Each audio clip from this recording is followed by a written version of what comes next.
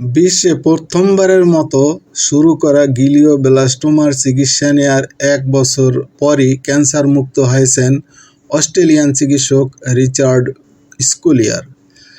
Melanoma নিয়ে তার নিজের করা গবেষণার ভিত্তিতে উদ্ভাবিত পদ্ধতিতে পরীক্ষামূলকভাবে প্যাথোলজিস্টরা তাকে থেরাপি দিয়েছেন। অধ্যাপক স্কুলিয়ারের গ্লিওব্লাস্টোমার ব্রেন ক্যান্সার যে ধরন তা এতটাই মারাত্মক ছিল যে এতে আক্রান্ত বেশিরভাগ রোগী ১ বছরের কম সময় বেঁচে থাকে।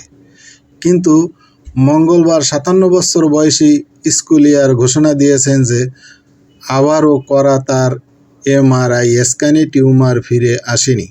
সত্যি বলতে এর আগের অন্য যে কোনো স্ক্যান বা পরীক্ষা নিরীক্ষার চাইতে এবার বেশি নার্ভাস ছিলাম আমি।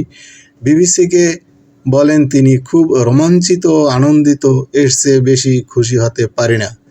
অধ্যাপক স্কুলিয়ার অস্ট্রেলিয়ার সেরা চিকিৎসকদের অন্যতম। মেলানোমা ত্বকের এক ধরনের ক্যান্সার নিয়ে যুগান্তকারী গবেষণার স্বীকৃতি হিসেবে তিনি ও তার সহকর্মী বন্ধু জর্জিনা লং এবছর অস্ট্রেলিয়ান অব দ্য ইয়ার নির্বাচিত হয়েছেন। অস্ট্রেলিয়ার মেলানোমা ইনস্টিটিউটের সহ-পরিচালক হিসেবে এই জুটি গত ১ দশক ধরে ইমিউনোথেরাপির উপর গবেষণা করছে।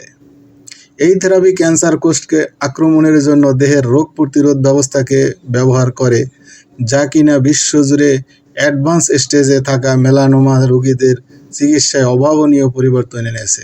এদের অর্ধেক এখন সুস্থ হয়েছেন। একদল ডাক্তারের সাথে অধ্যাপক লং এর করা সেই গবেষণার ফলাফল অধ্যাপক স্কুলিয়ারের চিকিৎসায় ব্যবহার করা হয়েছে, যাতে ক্যান্সার থেকে তিনিও উঠতে পারেন এ আশায়। ত্বকের ক্যান্সার মেলানোমাতে অধ্যাপক লং একজন প্রখ্যাত চিকিৎসক। তিনি ও তার দল আবিষ্কার করেছেন, যখন কোনো টিউমার অপসারণের জন্য অস্ত্রোপচারের আগে বিভিন্ন ঔষধ দেওয়া হয়, এর চাইতে ভালো কাজ করে ইমিউনোথেরাপি।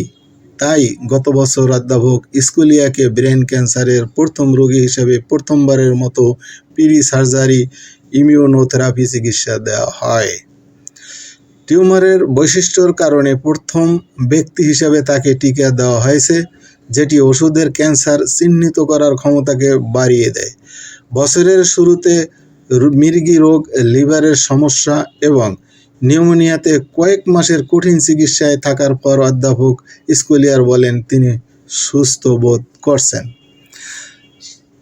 আমি বেশ ভালো অনুভব করছি বলেন তিনি। আরও বলেন, এখন তিনি প্রতিদিনের ব্যায়ামে আবারও ফিরে এসেছেন, অর্থাৎ প্রায় ১৫ কিলোমিটার জগিং করেন তিনি।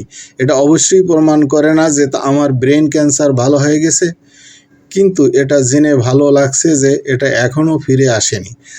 তাই আমি এখন আরও কিছু সময় পেয়েছি, যাতে আমি আমার স্ত্রী কেটি ও ৩ সন্তানের সাথে জীবন উপভোগ করতে পারি বলেন তিনি।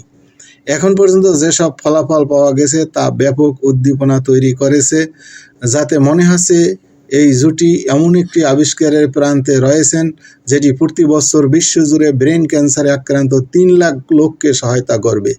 এই জুটি এর আগে বলেছিলেন অধ্যাপক স্কুলিয়ারের সুস্থ হওয়ার সম্ভাবনা খুবই নগণ্য, কিন্তু তারা আশা করেছিলেন অধ্যাপক স্কুলিয়ারের উপর পরীক্ষামূলক চিকিৎসা তার জীবনকে দীর্ঘায়িত করবে এবং খুব শিগগিরই তা গ্লিওব্লাস্টোমার ক্যান্সার রোগীদের ক্লিনিক্যাল ট্রায়ালে পরিণত হবে।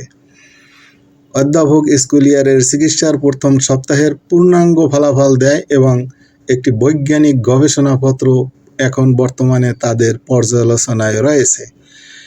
কিন্তু অধ্যাপক লং এটাও জানিয়েছিলেন যে তারা এখনও একটি অনুমোদিত ও নিয়ন্ত্রিত চিকিৎসা কোর্স তৈরির থেকে অনেক দূরে আছেন। তিনি বলেছিলেন, আমরা পরবর্তী পদক্ষেপে যাওয়ার একটা ভিত্তি তৈরির জন্য সম্পূর্ণ তথ্য তৈরি করেছি, যাতে আমরা আরও বেশি লোককে সাহায্য করতে পারি। আমরা এখনও সে পর্যায়ে যাইনি। আমাদের যে বিষয়ে আসলেই ফোকাস করতে হবে তা হলো এই প্রি সার্জারি কম্বিনেশন ইমিউনোথেরাপি পদ্ধতি, যাতে অনেক বেশি সংখ্যক মানুষের মধ্যে কাজ করে। যে ডাক্তারের নামে গ্লিওব্লাস্টোমার চিকিৎসার বর্তমান প্রোটোকল করা হয়েছে, সেই রজার স্টুপ এবছরের শুরুতে বিবিসিকে বলেছিলেন, অধ্যাপক স্কুলিয়ারের পূর্বাভাস ভয়ানক। একই সাথে তিনি জানান, এই চিকিৎসা কাজ করছে কিনা এটা বলার সময় আসেনি। তিনি আরও বলেন, যদিও মিস্টার স্কুলিয়ারের আগের ফলাফলগুলো উৎসাহব্যঞ্জক ছিল, তারপরও 12 মাস বা 18 মাসেও ক্যান্সার ফিরে আসেনি। এমন সময়ে পৌঁছে মিস্টার স্কুলিয়ার উত্তেজিত হয়েছেন, এটা তিনি দেখতে চেয়েছিলেন। অধ্যাপক স্কুলিয়ার বলেছেন, তার চিকিৎসায় যেসব তথ্য পাওয়া গেছে তার জন্য তিনি গর্বিত। পরিবার ও চিকিৎসা দলের প্রতি এই পরীক্ষায় তাকে সমর্থনের জন্য কৃতজ্ঞতাও প্রকাশ করেছেন। আমি যে দলের সাথে কাজ করি তাদের জন্য আমি গর্বিত। তারা এই চিকিৎসার পথে যেতে যে ঝুঁকি নিয়েছেন এজন্য আমি গর্বিত। এটা কিছুটা আশার সঞ্চার করেছে যে এটা সম্ভবত একটা নির্দেশনা যা আনুষ্ঠানিকভাবে আরও পরীক্ষা নিরীক্ষার দাবি রাখে, জানান অধ্যাপক স্কুলিয়ার।